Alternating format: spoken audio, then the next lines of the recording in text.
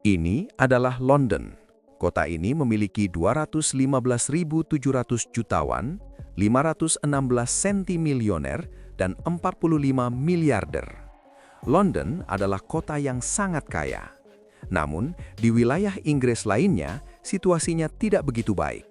Faktanya, warga negara Inggris yang dulunya bangga kini memiliki pendapatan yang lebih sedikit untuk dibelanjakan dibandingkan dengan 5 negara bagian Amerika Serikat termiskin dan rata-rata negara anggota Organisasi Kerjasama dan Pembangunan Ekonomi atau OECD. Jika Anda mengeluarkan London dan wilayah Tenggara dari perhitungan, produk domestik bruto atau PDB per kapita Inggris turun hingga 14%. Angka harapan hidup di beberapa bagian Blackpool lebih rendah daripada di Rwanda. Banyak kota dan daerah yang dulunya makmur kini termasuk di antara yang termiskin di Eropa Barat. Inggris telah berubah dari kerajaan terhebat di dunia menjadi negara yang kumuh. Bagaimana bisa terjadi seperti ini? Inilah Inggris Raya, kerajaan yang terpecah. Kisah kita dimulai pada tahun 1979.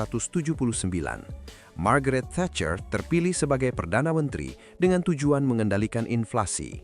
Menjelang pemilu, inflasi telah meroket di luar kendali. Nilai 100 pound sterling pada tahun 1970 menjadi lebih dari 30 pound sterling pada tahun 1979. Apa penyebabnya? Pertama, tahun 70-an diguncangkan oleh dua guncangan minyak besar ketika Organisasi Negara-Negara Pengekspor Minyak atau OPEC menggandakan dan kemudian melipat gandakan harga minyak. Segala sesuatu, mulai dari bensin hingga bahan makanan, menjadi lebih mahal dalam semalam. Pada saat yang sama, upah terus meningkat karena serikat pekerja yang kuat menuntut kenaikan gaji untuk mengimbangi harga yang terus meroket. Hal ini menciptakan siklus setan, di mana kenaikan harga menyebabkan kenaikan upah, yang kemudian menyebabkan kenaikan harga lagi, dan seterusnya. Ditambah lagi dengan kebijakan moneter dan fiskal yang longgar yang menyebabkan banyaknya uang beredar dalam perekonomian, maka Anda akan mendapatkan resep untuk bencana. Dipandu oleh Menteri Keuangan Geoffrey Howe dan para penganut monetaris garis keras seperti Keith Joseph dan Alan Walters, Margaret Thatcher menjadikan inflasi sebagai musuh nomor satu. Untuk melawannya, strateginya cukup sederhana. Pertama, kurangi jumlah uang yang beredar. Pemerintah Thatcher berupaya mencekik pasokan uang dengan memangkas pertumbuhan M3 sterling dari 12% per tahun menjadi hanya 6% pada tahun 1984. Kedua, perhatikan suku bunga. Pada bulan Juni 1979, ia menaikkan tarif dari 12% menjadi 14%, kemudian lagi menjadi 17% pada November, yang merupakan tarif tertinggi dalam sejarah Inggris. Idenya cukup sederhana, buat pinjaman menjadi mahal, perlambat penyaluran kredit, dan cegah inflasi. Meskipun kebijakan ini membantu menekan inflasi, nilai tukar pound sterling yang lebih kuat membuat ekspor Inggris menjadi tidak kompetitif di luar negeri. Sementara itu, biaya pinjaman yang sangat tinggi melumpuhkan bisnis di dalam negeri. Para produsen tidak dapat berinvestasi, tidak bisa berekspansi, dan dalam banyak kasus bahkan tidak mampu mempertahankan operasional pabrik mereka. Hal ketiga adalah pengeluaran pemerintah. Pemerintah Thatcher bertujuan untuk memangkas kebutuhan pinjaman sektor publik dari 4,7% dari produk domestik bruto atau PDB pada tahun 1979 menjadi hanya 1,5% pada tahun 1983. Bersamaan dengan itu, di tengah resesi, mereka melakukan hal yang tak terduga, menaikkan pajak. Namun, Inggris sudah dalam kesulitan. Lebih dari 2 juta orang menganggur, dan setiap bulannya 100.000 orang baru bergabung dalam antrian pengangguran. Hal ini sangat mengejutkan sehingga 364 ekonom menandatangani surat kepada The Times yang menyatakan bahwa kebijakan tersebut tidak memiliki dasar dalam teori ekonomi. Jadi pertanyaannya adalah, apakah kebijakan ini berhasil? Ya, memang demikian. Meskipun ekstrim, inflasi menurun dari 13% pada tahun 1979 menjadi 5% pada tahun 1983. Namun dengan harga berapa? Tingkat bunga yang tinggi, nilai tukar pound sterling yang kuat, dan pemotongan anggaran telah menghancurkan kota-kota manufaktur di seluruh Inggris Raya. Basis industri Inggris hancur dan ketidaksetaraan regional mulai terbentuk. Sementara itu, London mengalami kisah yang sangat berbeda. Sebagai kota yang sebagian besar perekonomiannya berbasis jasa, London tidak seperti sebagian besar wilayah Inggris Raya mampu bertahan. Pada pertengahan tahun 1980-an, tingkat pengangguran di Inggris Utara, Skotlandia, dan Wales semuanya melampaui 15%, sementara wilayah Tenggara dan London tetap berada di bawah 10%. Namun, mengapa demikian? Masuklah ke dalam paket regulasi ulang yang dikenal sebagai Big Bang. Thatcher memiliki visi untuk mengubah London menjadi kekuatan finansial super melalui deregulasi. Komisi tetap dan kontrol devisa dihapuskan, aturan kapasitas tunggal diakhiri, kepemilikan asing disambut baik, dan perdagangan elektronik diluncurkan. Hasilnya, bank-bank internasional menginvestasikan 450 juta pound ke kota tersebut, sebanyak 1.500 jutawan baru tercipta, dan London memantapkan posisinya sebagai pusat keuangan dominan di dunia. Di atas kertas, Inggris tampak telah mengalami masa kebangkitan. Pada akhir tahun pertama masa jabatan mereka, PDB mencapai sekitar 1 triliun pound. Namun, ketika ia meninggalkan jabatannya pada tahun 1990, nilainya meningkat menjadi 1,4 triliun pound. PDB per kapita Inggris juga meningkat dari 15.500 menjadi 19.900 pada tahun 1990. Inggris menjadi lebih kaya. Namun, data ini tidak menunjukkan gambaran keseluruhan. Selama periode waktu yang sama, koefisien Gini, maksudnya ukuran ketidaksetaraan, meningkat dari 25 menjadi 35. Artinya, sementara PDB per kapita naik sebesar 30%, ketidaksetaraan meningkat sebesar 40%. Jadi, meskipun Inggris menjadi lebih kaya, negara itu menjadi semakin tidak setara. Hal ini sebagian besar disebabkan oleh biaya yang sangat besar dari kebijakan Thatcher terhadap basis industri Inggris.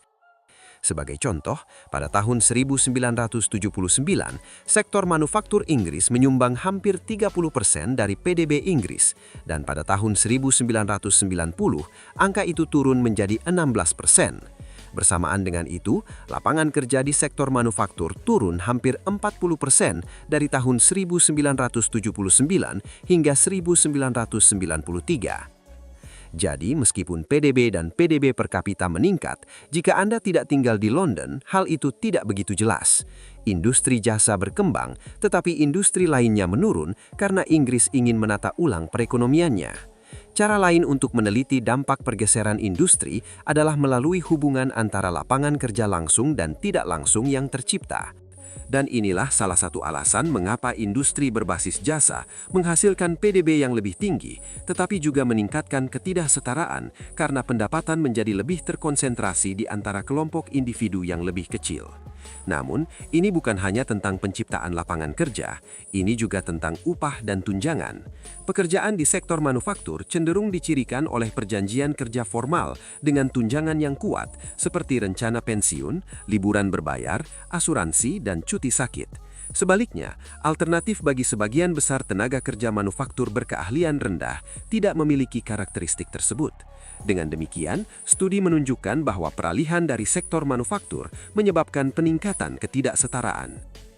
Perlu diingat, basis industri Inggris sangat terregionalisasi. Jadi, meskipun mungkin ada lapangan kerja dan pertumbuhan upah di selatan, daerah-daerah yang secara historis bergantung pada industri-industri yang kurang diminati semakin terkikis. Hingga hari ini, tidak ada satupun wilayah di Inggris di sebelah utara London yang memiliki produk domestik bruto atau PDB per kapita lebih tinggi dari rata-rata wilayah Inggris Raya. Cobalah renungkan hal ini. Ini berarti bahwa setiap wilayah di Inggris Raya, mengecualikan London dan wilayah Tenggara, lebih miskin dari rata-rata wilayah Inggris Raya. Seiring dengan semakin miskinnya kota-kota, orang-orang mulai pindah ke kota yang lebih kaya untuk mencari kehidupan yang lebih baik. Hal ini wajar saja. Faktanya, fenomena ini telah dipelajari di seluruh dunia. Oleh karena itu, seiring pertumbuhan London, banyak ekonom percaya bahwa akan terjadi migrasi besar ke kota besar tersebut dari bagian Inggris Raya lainnya.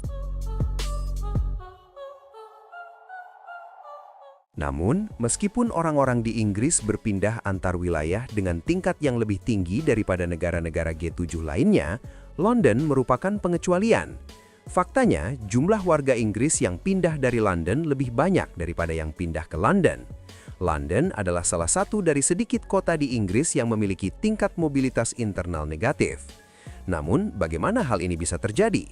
Terutama jika Anda mempertimbangkan bahwa pendapatan rumah tangga rata-rata di London 14% lebih tinggi daripada di Inggris secara keseluruhan.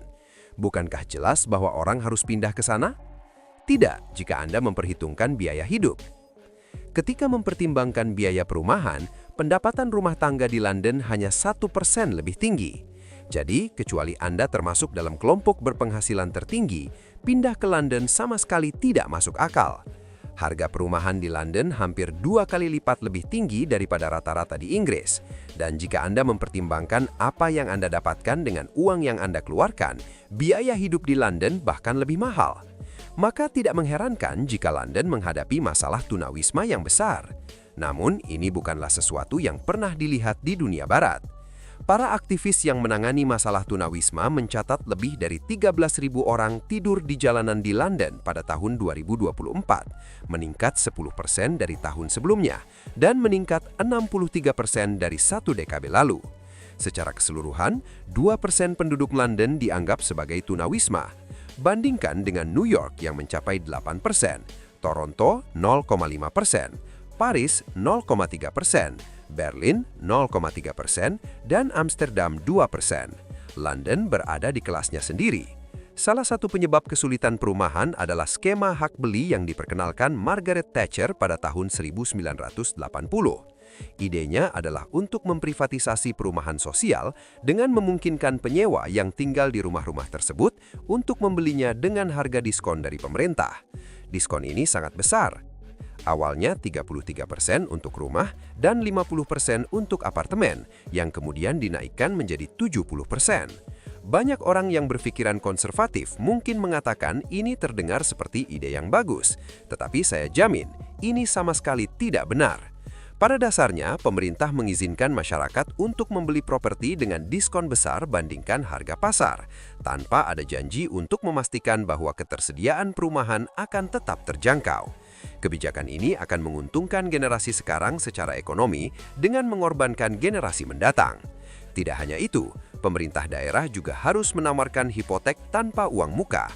Jadi, hitunglah. Jika Anda membeli properti dengan uang muka 0% dan diskon 70%, lalu menjualnya dengan harga pasar beberapa tahun kemudian tanpa dikenakan pajak, Anda akan meraup keuntungan besar. Masalah ini sangat akut di London. Pada tahun 1980, London memiliki sekitar 715.000 rumah jenis ini, yang mewakili hampir 30% dari seluruh stok perumahan di kota tersebut. Namun saat ini, hanya tersisa 390.000 rumah jenis ini, dan perumahan sosial sekarang hanya mencakup sekitar 10% dari total perumahan, sebuah penurunan sebesar 61%. Selain itu, di seluruh Inggris Raya, diperkirakan setidaknya 40% rumah yang dibeli melalui program hak beli kini disewakan dengan harga pasar. Namun, ada lebih banyak alasan yang menyebabkan harga perumahan di London meroket. Pertama, tidak ada batasan hukum bagi warga negara asing untuk membeli properti di London, artinya jutawan dan miliarder dari luar negeri tidak memiliki hambatan untuk membeli properti di sana, dan mereka memanfaatkan hal ini. Sekitar 27% dari total penjualan properti hunian di London pada kuartal pertama tahun 2024 dilakukan kepada pembeli asing. Nah, Anda mungkin bertanya-tanya, bagaimana situasinya di kota-kota besar lainnya seperti New York? Sementara London berada di angka 27%, New York hanya di angka 0,3%. Itu adalah perbedaan 90 kali lipat, dan keadaannya semakin memburuk. Lebih dari 20% properti sewa baru di London memiliki setidaknya satu pemegang saham asing, meningkat 2 kali lipat dari tahun 2016. Salah satu alasannya adalah status pajak non-domisili di Inggris, yang pada dasarnya telah dihapuskan. Hal ini memungkinkan warga Inggris yang mengklaim bahwa tempat tinggal tetap mereka berada di luar negeri untuk menghindari pembayaran pajak Inggris atas pendapatan dan keuntungan modal dari luar negeri. Sebagian orang mungkin menganggap ini sebagai kebijakan yang cerdas, tetapi sebenarnya ini sangat picik. Ya, orang-orang ini membawa uang dari luar negeri dan membelanjakannya di dalam negeri, tetapi mereka juga bersaing dengan penduduk setempat untuk mendapatkan sumber daya yang langka, seperti perumahan. Nah, jika Anda memiliki segelintir orang seperti ini, itu sebenarnya bukan masalah. Tetapi jika Anda memiliki 83.000 orang di antaranya, itu adalah masalah besar. Negara-negara di seluruh dunia menyukai idenya bahwa orang kaya membelanjakan uang mereka di negara mereka. Tetapi hal itu selalu berujung pada penggusuran perumahan. Sydney, Melbourne, Vancouver, dan kota-kota lainnya semuanya terjebak dalam perangkap ini. Selain itu, individu-individu kaya ini tidak memberikan kontribusi yang sama terhadap ekonomi. Mereka tidak akan mengurusi orang sakit dan lanjut usia. Mereka tidak membuka bisnis baru secara lokal dan mempekerjakan orang secara lokal. Itu sama sekali tidak berfungsi. Mereka hanya membeli rumah dan mobil mewah, makan di luar, dan tidur. Ya, mereka memang memberikan sedikit kontribusi terhadap ekonomi, tetapi itu hanyalah cara untuk memperindah statistik. Semua ini terjadi dengan mengorbankan penduduk setempat. Namun, perumahan hanyalah satu bagian dari teka-teki itu. Isu yang lebih mendasar adalah kemana Inggris menginvestasikan uangnya. Dan selama berdekade, jawabannya sederhana, London. Ketika banyak orang mengunjungi London, mereka sering mengeluh tentang kereta bawah tanah dan infrastruktur yang buruk. Jelas-jelas orang-orang ini belum pernah mengunjungi bagian lain dari negara ini. Jika Anda melihat investasi transportasi di Inggris, London adalah yang terdepan. Kota ini menerima hampir 1.200 pounds per orang. Bandingkan dengan wilayah Timur Laut yang hanya menerima 430 pounds dan wilayah Midlands yang hanya menerima 350 pounds. Bahkan wilayah Tenggara yang merupakan wilayah terdekat hanya mendapat kurang dari setengah dari apa yang diperoleh London. Sebagai gambaran, jika wilayah utara didanai dengan tingkat per kapita seperti London, maka akan ada investasi tambahan sebesar 140 miliar pound sterling. Itu setara dengan membangun 7 jalur Elizabeth. Parahnya, Inggris kurang berinvestasi pada transportasi dibandingkan pesaingnya. Data Organisasi Kerjasama dan Pembangunan (OECD) menunjukkan bahwa Inggris hanya berinvestasi 0,3% dari produk domestik bruto atau PDB per tahun antara 1995 dan 2020. Bandingkan dengan Italia yang berinvestasi 4%, Jerman dan Amerika Serikat 0,5%, dan Prancis lebih dari 6%. Tragedinya adalah kurangnya investasi ini membuat kota-kota di Inggris menjadi kurang produktif. Dengan jaringan jalan dan kereta api yang lemah, kota-kota di luar London secara efektif memiliki ukuran yang jauh lebih kecil. Jumlah orang yang dapat melakukan perjalanan pulang pergi semakin sedikit. Semakin sedikit pekerjaan yang saling terkait dan pertumbuhan yang mungkin terjadi semakin berkurang. Salah satu data unik yang merangkum masalah ini adalah Inggris hampir satu-satunya tempat di Eropa Barat di mana ukuran kota tidak berkorelasi kuat dengan produktivitas ekonomi. Infrastruktur yang buruk merupakan pendorong utama dari hal ini. Dan ini bukan hanya soal transportasi. Kelalaian yang sama juga terlihat dalam penelitian dan pengembangan. Pengeluaran untuk penelitian dan pengembangan atau R&D sangat terkonsentrasi di lokasi-lokasi dengan produktivitas dan pendapatan yang lebih tinggi, yaitu London. Pada tahun 2016, pemerintah hanya menghabiskan 21 pounds per orang untuk penelitian dan pengembangan di wilayah utara Inggris dan 14 pounds untuk wilayah Midlands. Di London, pengeluarannya mencapai 60 pounds. Ini menciptakan lingkaran penguatan. Semakin banyak penelitian dan pengembangan berarti perusahaan-perusahaan di London tumbuh lebih cepat, yang kemudian menarik lebih banyak modal pribadi, dan pada gilirannya mendanai lebih banyak penelitian dan pengembangan. Selain itu, Inggris adalah pengecualian. Daerah-daerah miskin di Jerman yang merupakan gelembung-gelembung kecil di antara reruntuhan menerima lebih banyak dukungan publik untuk penelitian dan pengembangan. Namun di Inggris keadaannya justru sebaliknya. Hasilnya jelas. Tempat yang paling membutuhkan dukungan justru hanya mendapatkan sisa-sisa. Kebijakan penelitian dan pengembangan Inggris malah memperdalam ketidaksamaan alih-alih memperbaikinya. Sekarang, ada manfaatnya untuk memprioritaskan investasi R&D pemerintah ke area-area di mana terdapat investasi R&D dari bisnis. Namun bahkan Inggris tidak melakukan itu. Faktanya, daerah seperti London menerima lebih banyak dukungan R&D dari pemerintah dibandingkan dengan jumlah R&D yang dilakukan oleh bisnis di wilayah tersebut. Sementara wilayah Inggris yang lain menerima lebih sedikit. Sederhananya, bisnis di luar London diprioritaskan lebih rendah daripada bisnis di London. Ini hanyalah salah satu alasan mengapa Inggris berpusat di London dan kualitas hidup semakin memburuk. Britania Raya hanyalah bayangan dari kejayaannya di masa lalu. Apa yang dulunya negara makmur sekarang telah menjadi negara yang sebagian besar tersisa hanya dengan satu kota yang berkembang pesat. Tony Blair pernah berjanji bahwa kaleidoskop telah digoncangkan. Namun 2 dekade kemudian, satu-satunya hal yang mengalami perubahan adalah tata letak wilayah Britania Raya area London. Tragedinya adalah Inggris masih memiliki unsur-unsur untuk mencapai kemakmuran. Namun sampai mereka dapat menyebarkan kesempatan itu keluar London, janji itu akan tetap tidak terpenuhi.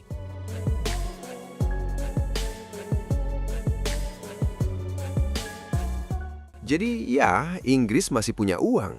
Mereka masih memiliki kekuasaan dan mereka masih memiliki gengsi. Namun, semua itu terkonsentrasi di beberapa mil persegi di sepanjang daerah beriklim sedang. Bagi orang lain, kekaisaran telah lenyap. Pabrik-pabrik telah hilang dan masa depan semakin suram. Warga London duduk dan menikmati makanan berbintang Michelin, sementara sebagian besar warga Inggris lainnya makan sisa-sisa makanan di gang-gang sempit seperti kucing liar. Terima kasih telah menonton, jangan lupa like dan subscribe channel ini, serta aktifkan notifikasinya untuk informasi menarik lainnya. Sampai jumpa!